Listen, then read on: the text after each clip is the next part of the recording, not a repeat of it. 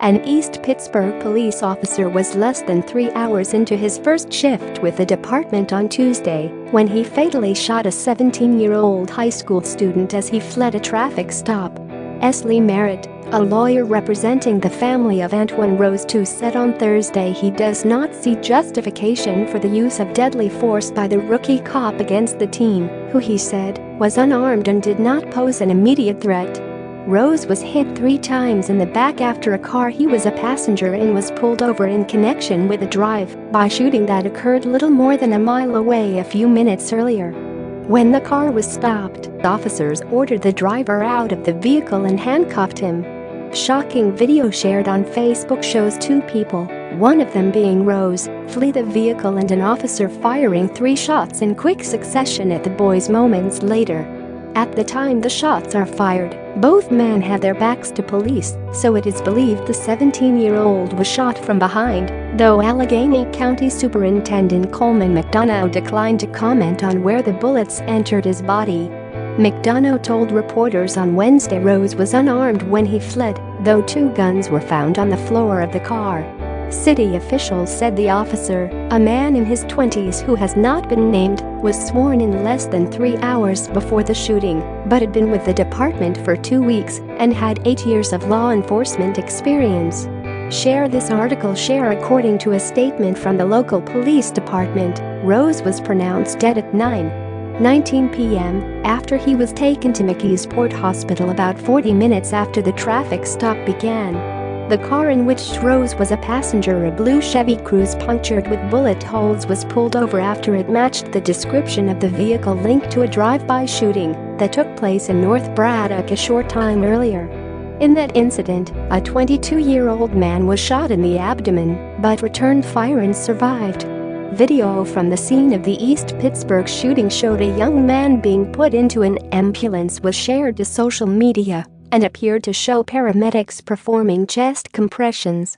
The 20-year-old driver, who was handcuffed before Rose and another who tried to flee, was released after being questioned by police. Merritt, the Rose family attorney, said by all accounts, Antwon was beloved in his community and a good student. From all accounts, he was a generous, hard-working and highly promising student. Affirmations of his generosity of spirit and genuine good-heartedness have begun pouring in from all corners of the East Pittsburgh community where he lived. We must emphasize that rumors of him being involved in a separate shooting are unsubstantiated.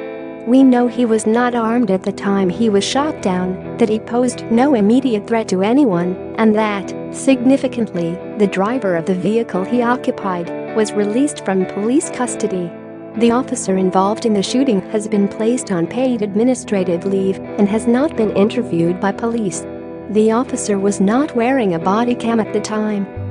Following the shooting, the street was quickly flooded with police trying to establish what had happened.